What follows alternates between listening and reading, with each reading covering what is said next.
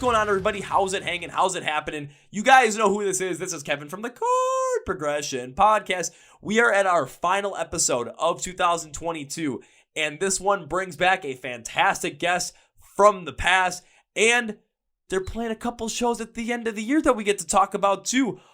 Oh my God, who could it be? For this great episode that has so much to pack into 1 hour, it's Nonpoint. Elias is back. Oh yeah. Before we jump in though, I want to thank our sponsor, which is Phoenix Fitness. Yep, I got the little mug right there. So yes, we are at the end of 2022. We are going into 2023, which means it's New Year's time, which means New Year's resolutions are coming like crazy. And the most popular New Year's resolution of all time is I want to get in shape, which means you want to potentially lose some weight, hit the weights, lift the weights, cardio, get healthy, basically. That's a phenomenal thing to be able to do. So we want to make sure you guys are able to do that and get what I call mosh pit fit. Yeah. So, what you're going to do, you're going to go and figure out what your routine is, what your workout regimen is, what your plan is in order to achieve that. But you're going to want to make sure you also have a plan to prepare and recover correctly so you can continue on with your goals of getting mosh pit fit and your other health goals as time goes on. That's where Phoenix Fitness comes in, because they've made different types of supplements and other products to help you prepare and recover right to achieve those fitness goals. They have products like different types of pre-workout, both stim and stim-free.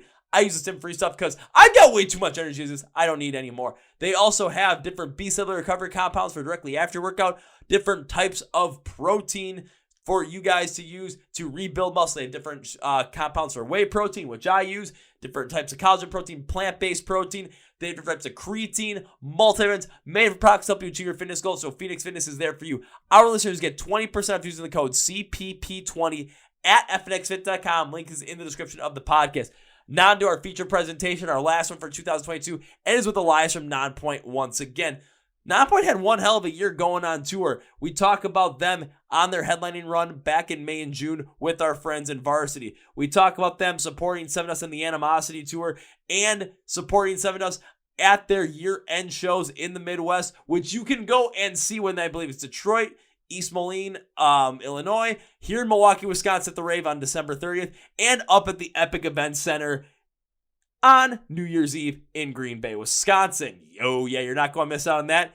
And we could talk about, a little bit about the Rave and the spooky story Elias has on that venue. Ooh, yeah. But we also going to talk about two very amazing things as well. One of them being Nonpoint at Taste of Madison 2022 and how awesome they see that festival and how it connects them and how it might be the quintessential Nonpoint show anyone should go and see.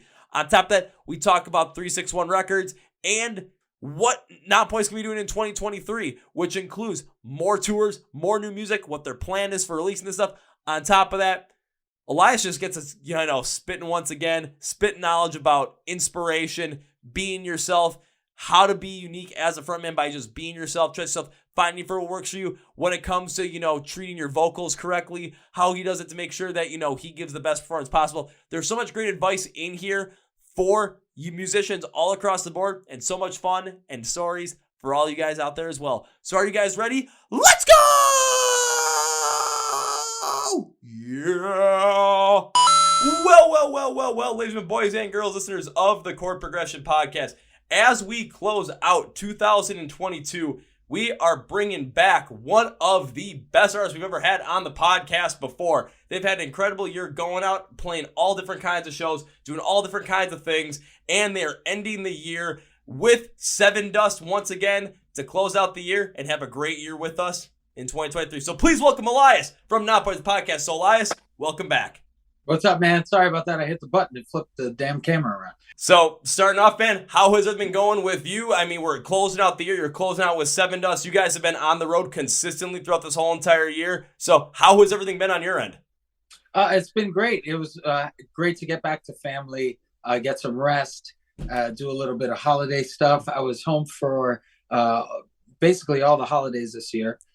So it was good. Outside, we tried to maneuver our touring around that time so that way we could catch that stuff with our family. But just, Christmas is done and we got a couple shows with Sevendust immediately. Yeah, and I mean, that's just, like, when I remember when that tour dropped, too, because I saw, okay, Sevendust playing at the end of the year, And every time I've ever heard anyone talk about Sevendust, seen Sevendust, it's always the highest regard. And one of my favorite lines from a podcast I had back in, I think it was August, was the one band you do not want to follow is Sevendust. Like, the energy is there. It's No just doubt. you want to just thrive in that. And I'm like, I looked at the bill. I'm like, okay, Another Day Dawns, El Nino, Nonpoint, Sevendust. Okay, who wouldn't want to go and see these shows and end the year with them and end the year in the best rock and metal way possible? Yeah, it's been a fun few shows that we did with them just prior to all these shows happening, and the crowds were amazing. So I don't doubt that they're going to be even more amazing with the bill this stacked. Let's say, because you guys toured with them, wasn't it in September this year for their 20th anniversary for Animosity? Yes. That was quite the tour, man. That was fun to watch those crowds go absolutely bonkers. I was going to say, because how did all that go? I knew those crowds would go bonkers. Seeing you guys play live and seeing Sevendust as well, it's just the energy is there. Just the want and the will to just be in that crowd, go nuts. And if you're like me, get in that mosh pit and go absolutely crazy. So what was that whole entire experience like on the Animosity tour? It was good. We hadn't toured with those guys in a while. So, having us together again and, the fans really, man, it was electric every single night, man. It did not let up, not one of those nights. So when we got the invite to go do these last tie-up shows for the end of the year, it was all thumbs up. And like these little last tie-up shows at the end of the year, it's just such a cool little concept too, because for a lot of people, or even for myself as well, it's once December hits, it's okay, you might have a couple of shows like that first week or 2 weeks in December, but then right after that, it's, everything for live shows kind of drops off until maybe midway through January, which is understandable. Everyone's been on the road for, 11 months at that point. Everyone wants to go home, spend some time with their family, get some rest before having to go back out on the road. And for 4 different locations, I know it's one in Michigan. I believe it's one in like Western Illinois, one in Milwaukee, and one in Green Bay, Wisconsin. Yep. You guys are coming out and you guys are going to give us one hell of a way to close out our concert going, year, and then to ring in 2023 feeling like, God damn, we need more live shows. We need to see these guys play again because I can't help myself. I need to see this again. Yeah. Well, you don't get to see a lot of shows this time of year. Travel's really hit or miss sometimes, man. You see what's going on up here in the Midwest right now. It is ugly. So luckily the storm is past. Roads are starting to clear up. People will be ready, we feel, and when you're touring up here, we're all used to the cold up here, so it's not too bad to wait in line for a little while to get into the show, and then to have an amazing time and see some great music and some great bands. Oh, absolutely, and stand outside and if stand outside for 15 minutes and sometimes, 10-degree weather to get into the show. Yeah, that 10 minutes stand outside, it's not going to be the best thing in the world, but we're from the Midwest. We've dealt with it. This ain't anything new. I got to say, I got to give credit where credit's due, though, man. There's people that are able to leave the jacket in the car and then wait online because they don't want to carry the jacket. I'm the type of guy that's like, hey, hold my jacket, I'm going in the pit kind of guy, instead of like, I'll sit here with my hands in my pocket for like 15 minutes while I wait for the doors to open. That is, man. I'll go ahead and give that there to those guys. For real. Well, I'll see what happens on Friday when you guys are playing at the Rave Milwaukee, because I'm that kind of guy where I will leave my jacket in the car because I don't have anyone to hold my jacket for me while I go into the pit, and I don't want to have to, pay whatever it is for coat check-in wherever I have to go. Because what else? I'll brave the cold for a little bit. Even if I'm, walking the venue in a cutoff in shorts at like 20 degrees, I'm dealing with this just because I know by the time I get into the venue, give me a couple minutes, I'm going to be warmed up, I'm going to be ready to go. And by the time I leave, my adrenaline, my energy, and just like my body temperature is going to be so over the top where walking outside in that and walking my car for 5 minutes is just going to feel so good. Yeah. You get to beeline it to the car by then. There's no real pause or no having to worry about frostbite at that point. You could actually jog, but you can't jog through the line. So again, to those people that can do that, to those people that can stand the line, I will give you the applause on there. Indeed. Because usually by the time I get there, it's like I get there always to see every single band, but it's by that time, the line is short to get in because most people have started to get in already. So I get to skip most of it. I'm like, I'm going. Because yeah. let me put it this way: 20 degrees. That's a good tactic. You wait for the doors to open. You keep an eye. You park somewhere where you can keep an eye on the door. As soon as those doors open, you head over to the line. That's a good idea. Good idea. And because with my aspect too, it's I know once that show starts and all of a sudden you see that hole open up in the middle of the crowd and the pit goes, it's just, I know I can get there by just, if I'm even in the back too, okay, I know where the pit is, I walk by and say, excuse me, I'm going to the pit, excuse me, going to the craziness, and no one's going to want to stand by me and like say, okay, we're not going to let you walk through. No, everyone's going to let me through because they know I'm not going to stand next to them and annoy them, and I'm not going to be in their way. I'm going to where all the crazy crap is happening, where they want to be as far away from as possible. Yeah. It's good. It's when you fly solo at concerts, there's that ability to stay nimble, and get yourself situated in a good spot where you can see everything. So it's again, applause to the solo concert. And another thing I enjoy about that too is, you run into those pits and all of a sudden you get to start talking to random people. You start becoming friends with them. You start seeing them at all these different shows. Because I remember you guys were out earlier, I think it was in like late May, early June. You guys did a headlining run with VRSTY, and one of your shows up in Green Bay, Wisconsin. I went up to that one, and all of a sudden I met like 10 different people that I met at shows previously that I'm like, I didn't know you guys were coming to this one. This is great. This is awesome. You guys go on stage, that pit opens up, and I'm just smiling the whole entire time like, this is going to be fun. And now you got somebody to hold your jacket, man. See? Nonpoint. We bring people together. Nonpoint brings everyone together. And I think this was back in maybe August or maybe early September. I had Joey Varela from VRSTY on the podcast. I did want to ask him about the tour that he went on with you guys. And he was just over the moon with not only being able to support Nonpoint on that tour, but the way that you guys treated VRSTY and respected them throughout the whole entire tour. Like, he was just giving you guys glowing reviews, and that made me smile the whole entire way through. Oh, that's great. That's great. Well, Joey and the guys are awesome. They were great to tour with. Great performers, great songs, kind people, hustlers. They promoted well. So they checked all the boxes, and then, just funny guys. It was a good time. It was a really good time. I would definitely do that again. I definitely bring the VRSTY guys out again for sure. All right, I'm going to cut that piece up of the podcast. I'm just going to send it straight to Joey because I don't want him to miss out on any of that. Yeah. No, those guys are great. We had such a good time, especially when we got to the New York area, and we actually saw them last time we just did a run. They came out to visit us and say hello. So, VRSTY is a great band. Check them out. Check out VRSTY. Oh, yes. If you are a long-time listener to the podcast, you know of VRSTY. I think we've had Joey on here maybe 3 or 4 times already. I think it's maybe around 3. Good. If you haven't checked out VRSTY yet, please go and do so. It's Elias approved. Indeed.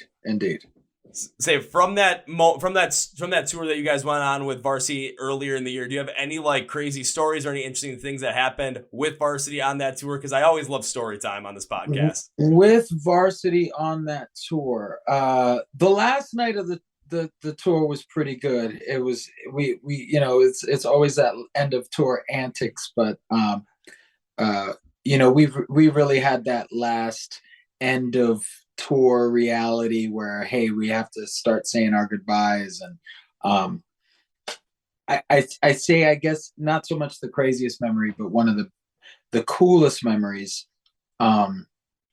was how it felt that you kind of didn't want it to end on that tour. It was one of those tours. So those guys were a big part of that, and making the tour so easy, and the crowds coming together the way they did. So I guess my best memory was the feeling that I had when we had to say our goodbyes. That is something that I'm actually kind of touched to hear, just because when it comes to music, when it comes to this thing that we're doing, rock and metal, all that sort of thing, the fact that you didn't want that tour to end, that it was like, damn, we actually have to say goodbye on this one.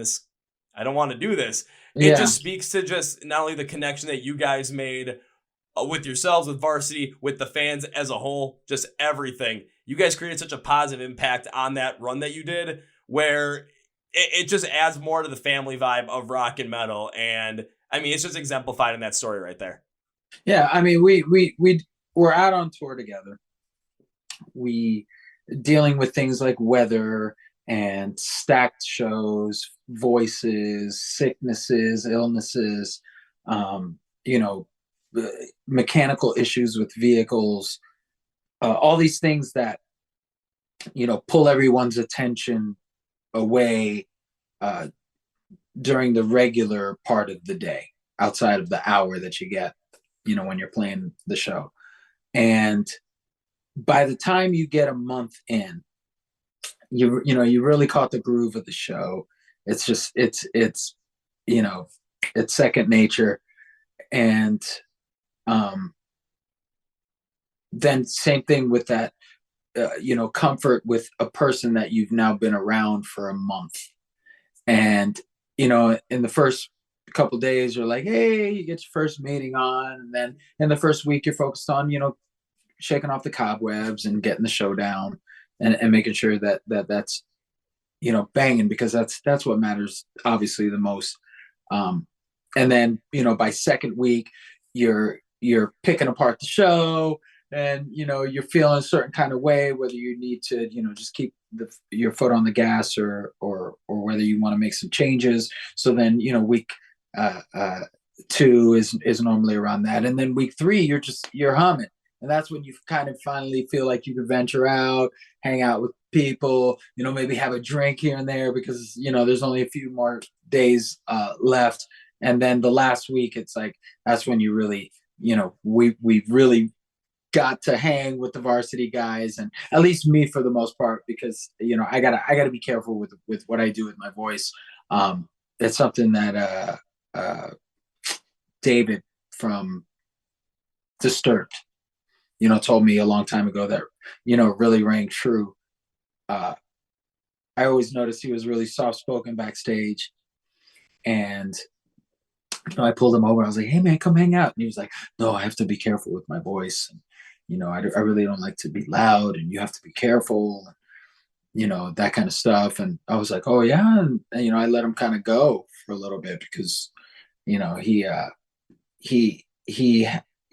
plays with a lot of range and a lot of technique that has just as much strain on his voice as I do on my voice when I'm in my screaming spots and stuff like that, because, you know, he plays extended, you know, past an hour long set, and, you know, holding long notes for long extended periods of time. You know, I equate it all the time to people as going to your favorite sports team game and screaming your lungs out for an entire game. So, you know, I try to be careful with my voice, especially on tour, because, you know, a shot or a drunken conversation, 2.5 hour conversation on whether or not, you know, artificial turf or grass is better for the NFL isn't worth my voice and worth the show the next day and all those people that paid that money to see the show. So, you know, I try to take that part as serious as I can, without sucking all the joy out of it, because I'm still getting to do, you know, what I'm blessed to do. And I got to show gratitude for that with happiness that I feel getting to do what I do. And that makes a lot of sense. And I have had some conversations with other vocalists in person where it's after a show, go up, say hi to them, and it's maybe the middle of the tour, and it's, you know, I get talked for maybe 30 seconds, and it's like, okay, you know, I got to go back. Totally understandable. Your voice is what's going to be the thing that people are going to come and see as you're part of the whole entire band. It adds to the experience. It really brings a lot of people together. So you don't want to have that point where, you know, you're having a drunk conversation 2.5 hours debating if the NFL should go to all grass fields. Yeah. And then the next morning you wake up and now you cannot really speak or sing or do your screaming sections. And that puts the whole entire show and the tour part in jeopardy for probably a couple of days at that point. You don't want to do that. This is your livelihood. This is what you do. So it makes a lot of sense that earlier, midway through the tour, you're going to do what you can to protect that voice. But as you know, you get to that last week, you get to be a little more relaxed with it because the majority of that tour is done. So especially that last day. Okay, after that last day, if you blow out your voice and that you just played your last show, perfect. Who cares? You got a lot of time to rest then. Yeah. But even then, you got to be careful when you do that kind of stuff. It's like, people have to understand it's still a muscle. It's still, bone and flesh and blood and things. So, and it's my job. So if you equate it to an athlete, you don't want to play the entire season and then go ahead and blow out your hamstring the last game in the NFL just because you're like, it's the last game. It's like, no, I got next season I got to worry about too. So, that's the kind of level of awareness that you need to have as a vocalist. If I were to give anyone any kind of advice, is don't be a fucking rock cliche. If you really do care about longevity and doing this for a long time, focus on, what you're writing, but more importantly is how you're doing it. So that way you can last and you can keep doing it, doing what you love and what you're blessed and what you've been blessed the talent to even do it in the first place. See, now that you put it a lot better than I put it, so I will have to commend you on that because, my God, that sounded a lot better than what I said. However, you can take a look at some other, vocalists in rock and metal where their styles and their sounds have changed because of, at times, what happened with their vocals, and they had to change based off of what they did that muscle. I mean, take a look at Matt Heafy from Trivium, their 2015 album. There's no unclean screams there because of what was going on with his vocals. And it took a couple of years before he got back into it. Look at Bring Me the Horizon. Ali Sykes doesn't do those deeper, like gnarly screams anymore because his voice can't take it anymore. And I've still seen them play it where, you'll get one song that's like that, but usually there's another guest vocalist there to take some of the pressure off so the rest of the show from Bring Me the Horizon doesn't suffer from Ali accidentally, harming his vocals during something like Chelsea Smile or Diamonds Aren't Forever. Yeah, I've been lucky to, get somewhat read on the instrument and try to have fun with my position on stage and the actual microphone. So I play with that sometimes. And in my beginnings on albums like Statement and Your Signs, and even, on Statement and Development and even Recoil, where I had this almost like wildcat kind of scream, where it was very high and very like scratchy and super high. That did, so much damage to my voice at the time. And, I'm on Ozfest, and we're following Hatebreed in my first big festival run, and it was one of those things where on day one I watched Hatebreed do their set with my drummer standing next to me, and then looking over at my drummer and him looking back at me and going, you better fucking throw down today out there because look at what's going on. And it was like, it set a bar for what we were doing. And we played to so many people and so many tastemakers during that tour that's what people expected of us. So I wasn't really prepared for the longevity of that kind of performance. So I had to spend the next, 20 years kind of figuring that out with mic technique and with, even different types of microphones. There's certain kind of microphones that I can't even use because of things that I use to cup and make that early tone to my voice that I used to have with Statement happen in certain parts of my scream, without the sound guy getting, fancy for just those songs EQ wise, which really isn't, they could do that, but it's going to be the on and off, on and off, on and off, on and off thing. and it just won't sound as natural as it will if I could just control it, and seamless if I can just control it on stage. So, as the years progressed, I found those things that allowed me to do those kinds of tones and screams and stuff without hurting myself as much. For me, what really hurts me is same thing with what David was talking about. It's the length of shows. Doing an hour 15, 6 days straight, taking one day off, doing 9 shows, taking a day off.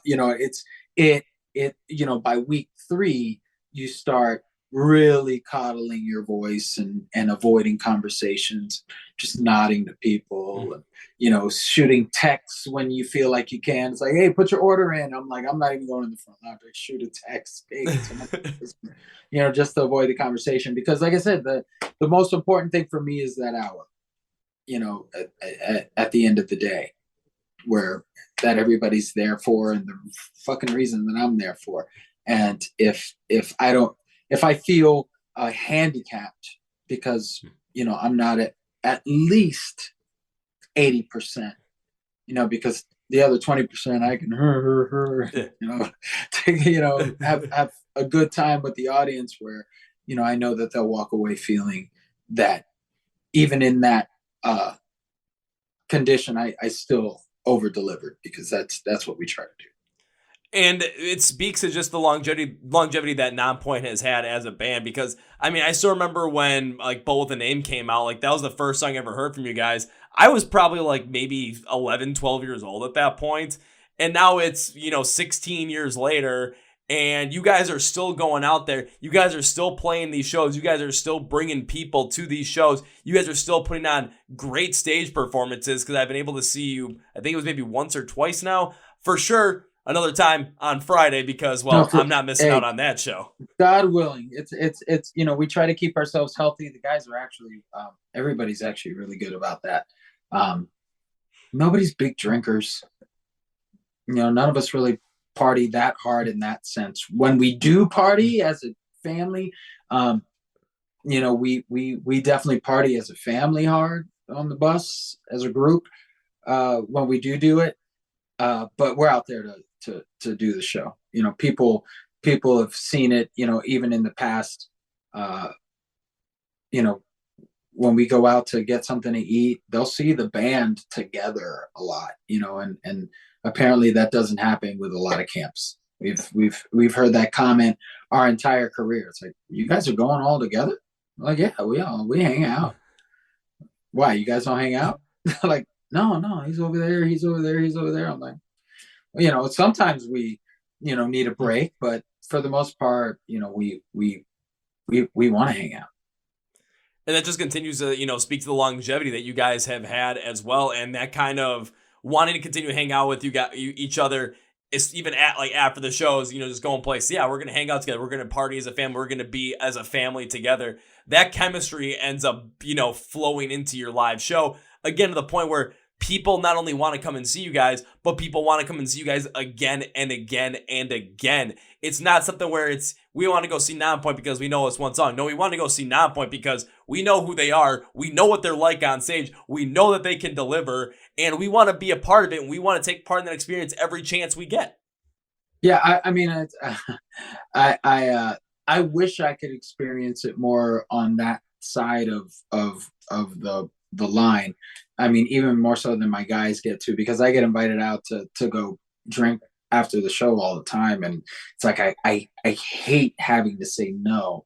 And it's really not because I can't turn down a drink. I could turn down a drink all night long. I'm like, oh no, somebody just gave me one. I could dodge that blessing all day. But it's really about the miles on my voice. It's like asking a guy that just ran the Ironman, if he wants to go, work out with you right now. it's like, oh, as much as I would love to hang out with you because you're a fan of my triathlete abilities, my quads need a rest. You know what I'm saying?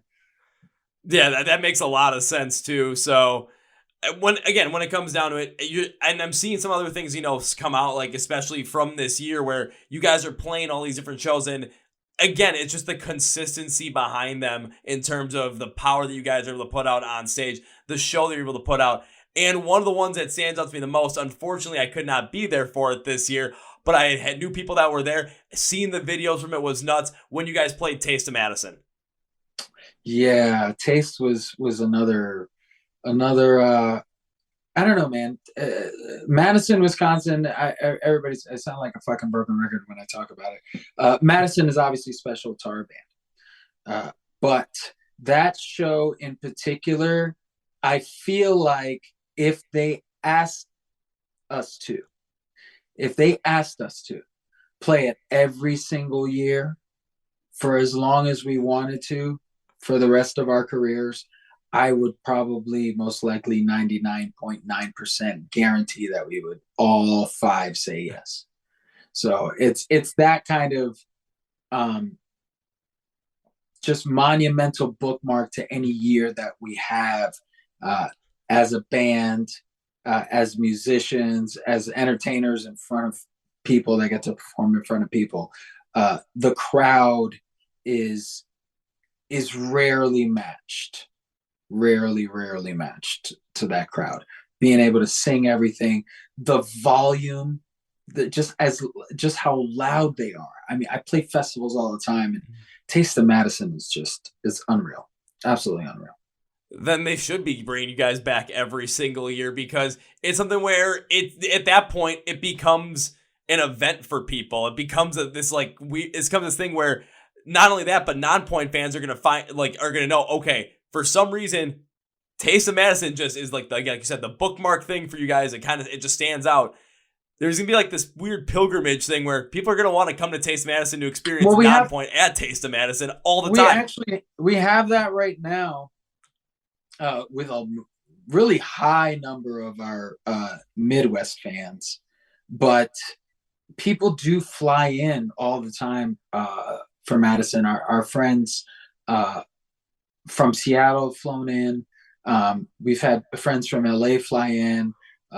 We've had friends from New York, people from Detroit drive, people from Grand Rapids, people from Columbus, Fort Wayne, Chicago. It's one of those shows that, the fact that it's a free show, and knowing the kinds of sets that we put on, I think Madison can just Taste of Madison itself can go down as being the most consistent show where we play 20 plus songs. So when you're going to a Taste of Madison show, we're playing I don't think we miss one that you were hoping to listen to, unless it's some scarce B-side, like our cover of Santana's Evil Ways or something, nah, we're not playing that guy. But it's easy to say that Madison gets quite the show from Nonpoint every time we pull in. I wish we could do the Madison show in every town. I don't know if my voice could hold up to 22, 25 songs 6 days a week. Yeah. That'd be quite crazy. That would be a real big, asking a real big tax on your voice as well. But if you guys are able to do that, one time, like that kind of a show, one time a year, Taste of Madison, then it just sets it out as like potentially the quintessential Nonpoint show that every Nonpoint fan has to see at some point in their life. Yeah, and then to experience what a rock town feels like. If you don't live in a rock town and you wished you lived in a rock town, Madison is one of those towns that runs the gambit, having the college there. But it's a very open-minded city that has a strong population of every kind of musical demographic, and that's why Taste is so strong in Madison, because I've seen tastes in other towns, and it really doesn't do what it does in Madison.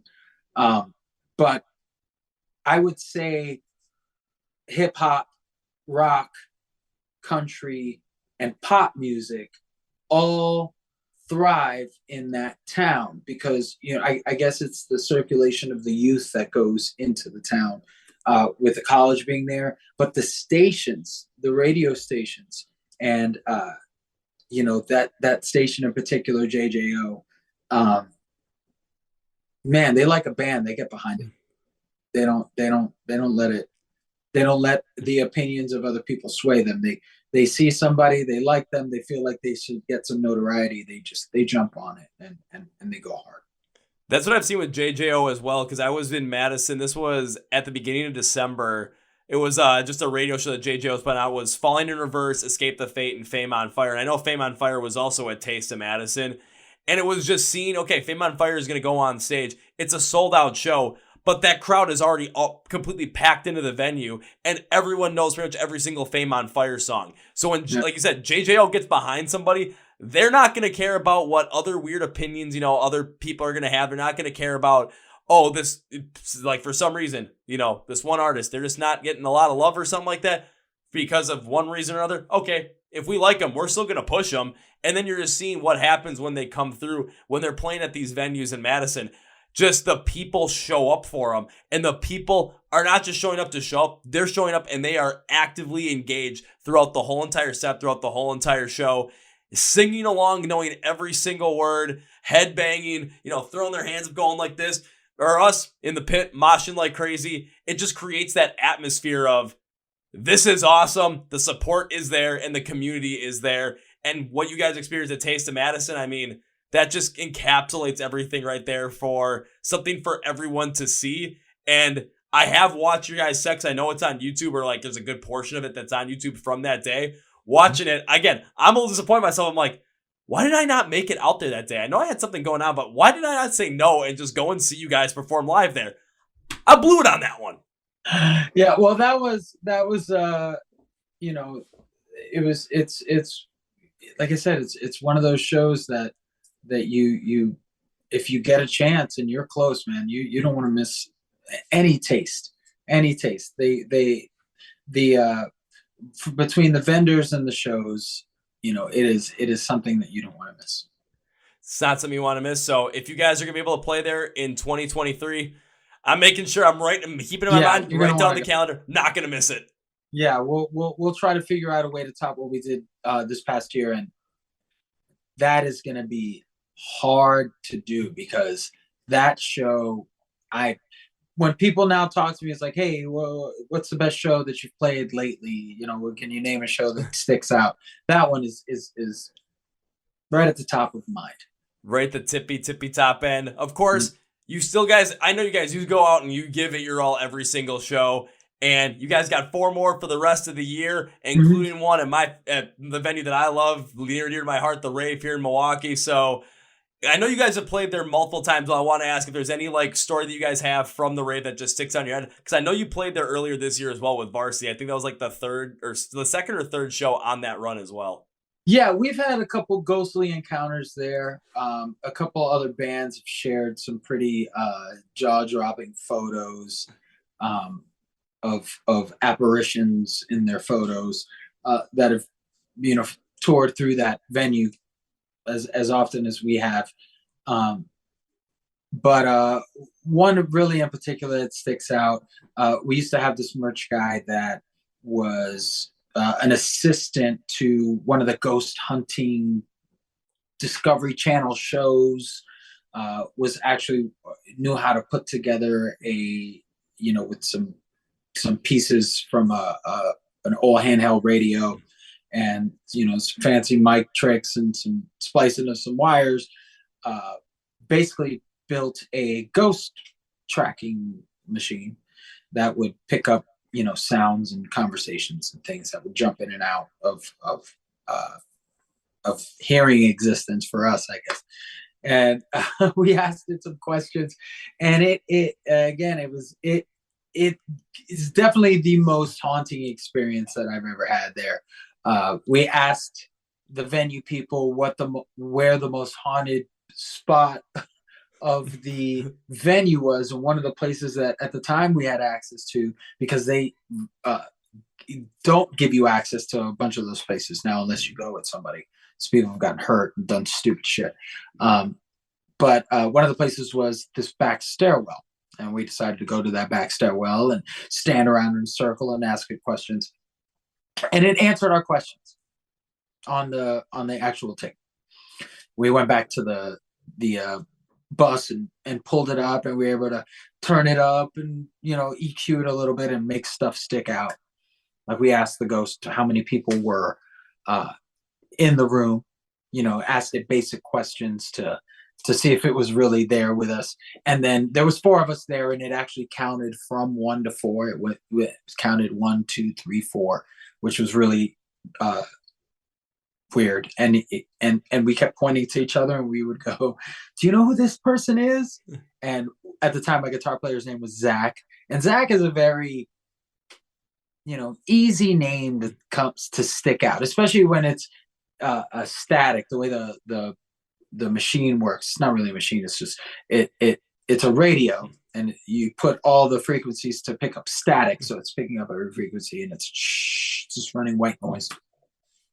And then every once in a while, you'll hear the white noise break, and it'll go shh, shh, and wherever that stop was is where something is. So you go back and you listen to the recording. You're sitting there recording while this thing is doing this, and you could hear the hiss of this. And when this stops, this mic picks up whatever isn't there.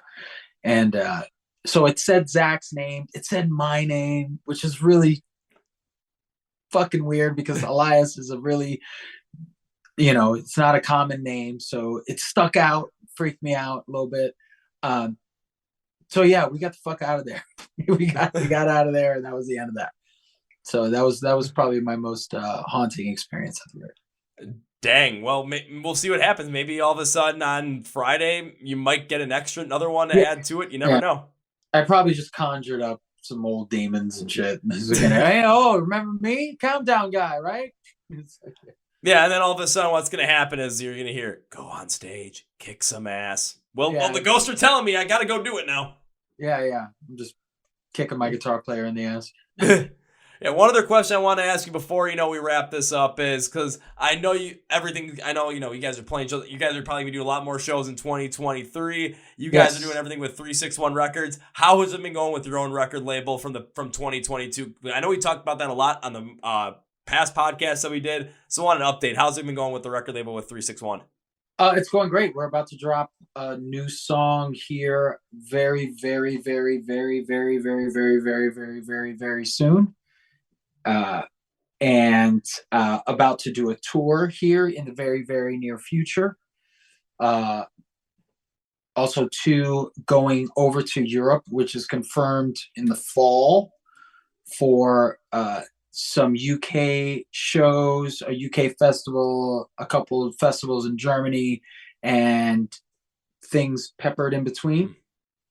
So we're coming, Europe. We're coming back. And then a bunch more music.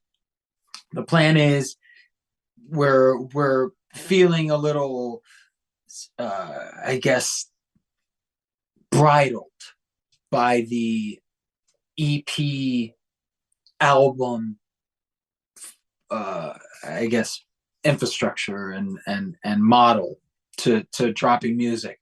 And, you know, we've talked about it in the past. We talked about it in our documentary, how we were downshifting to EPs because we wanted the ability to put out more music.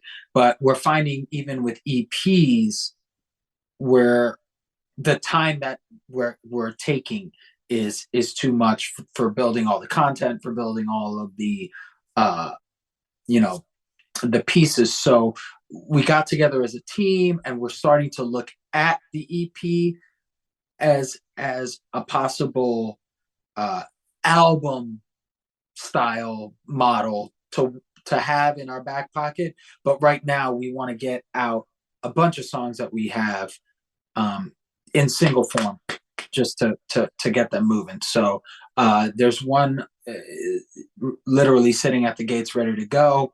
Then we have another one that all of the guys and myself are really itching to get the content put together, because we're basically done with the first horse that's about to hit the track. So we're making some alterations, but that's one of the reasons that we became independent, is because we wanted to be able to make a plan and then literally in the middle of the plan decide if we wanted to say fuck it and switch gears. And that's literally what we're doing. Like I said in the last interview, we're going to pivot because we have the ability to pivot. Yeah, you spoke about that in the last interview, and I mean, it's coming to fruition now, where you are taking a look at how music is consumed, what's going to work best for you guys with Nonpoint, how it's going to be, what you guys can do to make sure that these songs released are going to be like have the maximum amount of power and the maximum amount of hit power that they're going to be able to have when they get out to the audience, when they get out to the public. So you guys able to have that ability to, okay, we're going down this one path, this is the plan. Oh shoot, things are changing, we need to go a different direction. Well, we're the ones calling the shots, so let's do it. I mean, it makes so much sense. And with you guys, thankfully, we're changing directions because of how we feel, and not because what we think the market is doing. It's our ability to say it's not moving fast enough, so we have to get rid of some of the old ways of thinking and doing, and go, how can we take what we wanted to do? And I know I mentioned this in the last interview, which is paint the entire physical picture of the song for our fans so they can connect. So video, lyric video, merchandise, push when it comes to playlists and radio, and doing all of these things that we always want to do for all of our songs, but we never get a chance to do it for all of our songs. That's what we want to be able to do. So an EP, we're realizing we can't move fast enough to do all of those songs, but we wanted everyone to hear and experience all of those songs. So let's go faster and put out more and give them enough to paint that picture for them, and then move to the next thing, so that way we can just stay current. Shoot, with that kind of mindset there, I know I've seen a couple other bands have been complaining about, they want to release stuff, they want to get stuff out faster, but they can't because of the different kind of contracts they're tied in different record labels. Maybe I should send them your way, because my God, they could use some of that advice. Well, I think everybody knows that in themselves. They know the situation and the scenario that they're in. They know not everybody's in that scenario. Some labels you look at as, when I say some labels, every label, if you are an artist that is performing at a level where profit margins are amazing, shareholder streams, all these things are happy places and environments in the business and in the brand, then it's easy, because you have an amazing machine with an amazing team that has funding. So labels work for some people. For the average person that gets on a label, it's hard for labels to go, hey, I'm going to spend the same money on Beyonce that I'm going to spend on you. Hey, let's be realistic here. I wouldn't expect them to, but I want them to. And they want to. They want to too. But there's proving grounds, there's, seniority, there's, budgets, there's quarterlies, there's all these things that you have to consider. So with us, we work deep and hard on the things that we can control. So, where we feel like things can be better, we make those things better than other people can't make, even though they're Beyonce, because they don't care about that kind of stuff. or they don't put their eyes on paying attention. If we're going to grow somewhere. And that's what we really focus on is where can we grow, because we're going to keep growing. See, that's why it's kind of another reason why maybe you should, point some bands that I know they're having trouble, like, yeah, talk to Elias, like, see what, because just what you said right there when it comes to being able to do the things that you can control and focus in on the things that you want to focus in on, it adds so much more power to it. So when bands are able to get to that point where, say, they are under a record label and their contract is up, okay, now what do you want to do? How do we go about doing this independent thing? Boom. I might have to just point to you and be like, just listen to this, talk to Elias, because it's going to be, the plan for each band is going to be different. Yep. Because you're going to have different ideas. You're going to have different priorities. That's what I mean, that's literally, that would be my first thing. Is like, hey man, everybody's story is different. Everybody's situation is different. You could point them in my direction, and I would give them all the advice that I would give them being in Nonpoint. Try to be as general as I possibly can, but I can only speak from my experience. But speaking from that experience, I would say that find what works for you, because not everybody is equipped the same way. I talk about it when I talk with people, when I work with their vocals, and I work with like lyrics and stage performance, and they ask for advice on that kind of stuff, and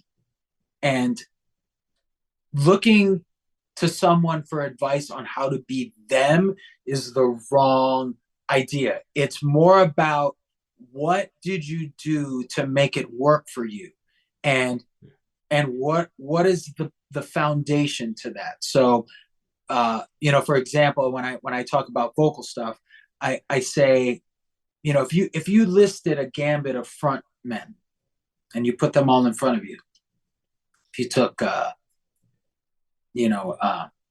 singer in Pink Floyd, Roger Waters, and you put Jonathan Davis, and then you put Corey Taylor, and you put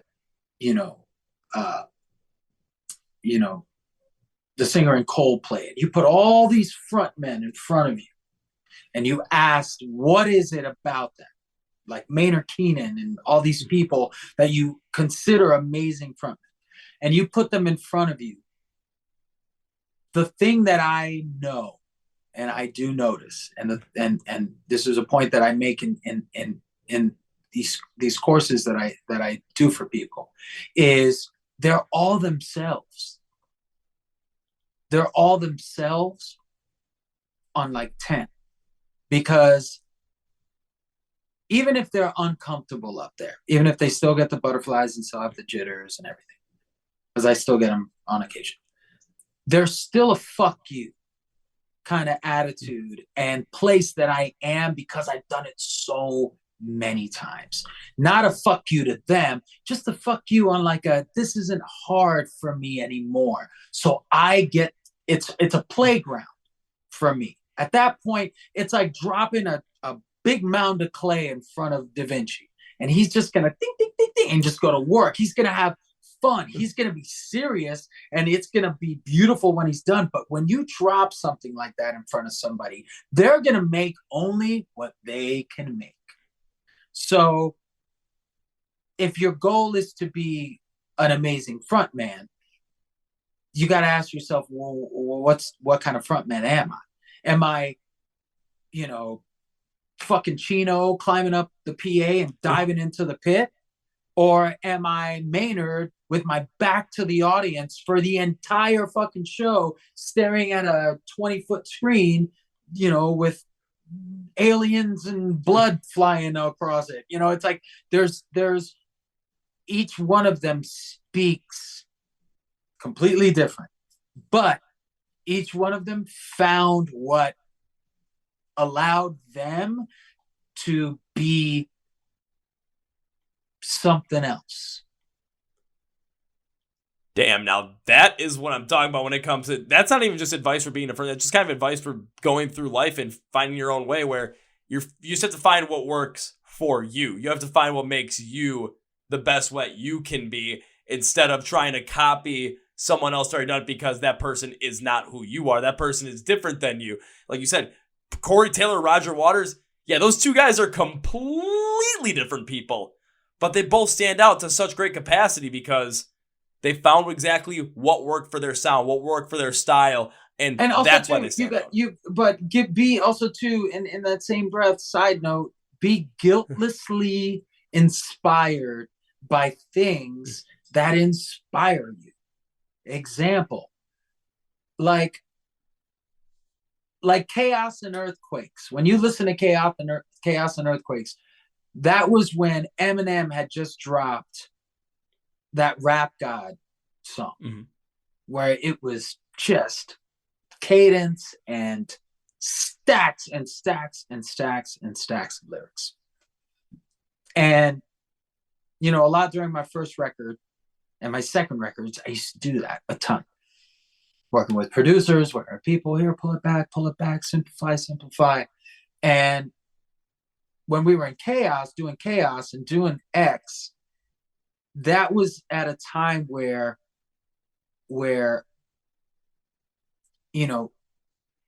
Spine Farm had really kind of given us a lot of freedom and was like, hey man, go for it. Just do your thing.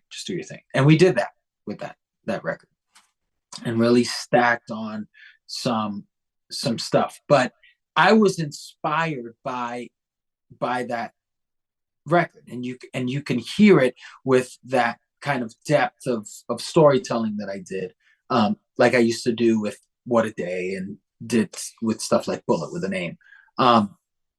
So if you feel in a rut, I saw Kanye and Ronson do this, where they would take days in a studio and just play record after record after record after record after record. And then there were, I heard a story famously that they were listening to a record and Mark looks at Kanye and he goes, did you ever do a song where there was no music until the chorus? Where it was just you? And Kanye looks over at him and he stood up and he walks out into the room and into the booth. And if you go, and I believe it's Graduation Day. I think it's Graduation Day where there's that song. No, I believe it's might be the second record. There's a song called Roses that happens where you hear this like really soft chime distance in the distance and just Kanye laying down this cadence that really almost seems off of the chime music in the background. But when that chorus hit and that beat hit and it was like and the music came with it, it just made me like, it really just gave me chills right now talking about it because I knew the story of the song. And they were listening to something else that just made him think of that. So it's still part of the process to sometimes need inspiration from other people that you can feel like you can be inspired by. You got to be able to swallow that pill too. I like to write my own music as well. And people are like, nah, I don't want to be influenced by blah, blah, blah, blah, blah. And it's like, yeah, I get it. But sometimes if I want to write an angry song, I might throw in some fucking Bring Me the Horizon and some Gojira just because I want to get in the right headspace and I want to feel good. I just want to feel something. And listening to some of the best is good advice. I think this probably might be the best way to close this one out because every time you're talking about stuff, it's just the weight and just the depth of what you're speaking of and all the advice, all the stories behind it. It just grows and grows that when people are trying to, anybody in music, whatever they're trying to go for, they can just listen to that last 10, 15 minutes and it's like, oh my God, it'll help everybody kind of take a listen, figure out what they want to go through when it comes to music, figure out how they want to perform. You just kind of take a look and understand that, but also understand where their influences can come from, how they can get in the correct headspace for that in order to search what makes them who they are. Hey man, get creative. Even Gary Vee said this. We're living in a time right now where, for the first time in my lifetime, artists, you can make 6 figures painting on fucking TikTok because you have a viral way of painting, or you could make a cool t-shirt slogan that all of a sudden goes, crazy. There hasn't been a better time in this human lifetime to be a creator than right now. So, and you don't need money for that. You don't need money to create. You just need, in Spanish, you need, la gana. You need the balls. You need just the drive, and and that's enough. And just get creative. Make something that nobody else can make, and get it out there. That's what you got to do. Elias advice and thrown in a Gary Vee quote. Okay, there's no better way to close out a podcast because now I'm inspired myself to go and just do some even crazier stuff with the podcast because Gary Vee, hit me up, man. Let's get on a call. But hey, you never know. It could very well easily happen. Well, as we bring this conversation to conclusion, one thing I'd like to do is give my guest, you in this instance, to give you a chance, say whatever you want to say, plug whatever you want to plug, promote whatever you want to promote. So, floor is yours, my friend. Next year is going to be an interesting year for our band and our brand and our team. We are about to take on a monumental level of work and tasking in 2023 that we really haven't taken on. It's gonna be tumultuous. I know it. It's gonna be fun because we're gonna be running a lot of tests with our fans and with our social media. We're going to raise the level of our engagement and social awareness for our band and its members online. We're going to get a lot more behind the scenes and behind the curtain with our business and with our team and with our issues. And we're going to hopefully set a pace, a record pace that is going to bring a new story for our band and bring a completely new audience that we are trying to inspire to be part of the Nonpoint story. And our fans grow every single year and have been growing exponentially since we became independent.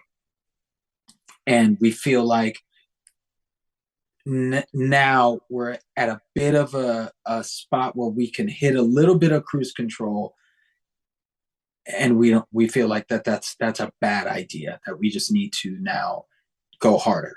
So we're gonna look tired, and we're gonna be posting probably a few arguments, and I'm sure we'll run into some issues because we're gonna be touring more and we're gonna be dropping more music, and the lyrics are gonna get more personal.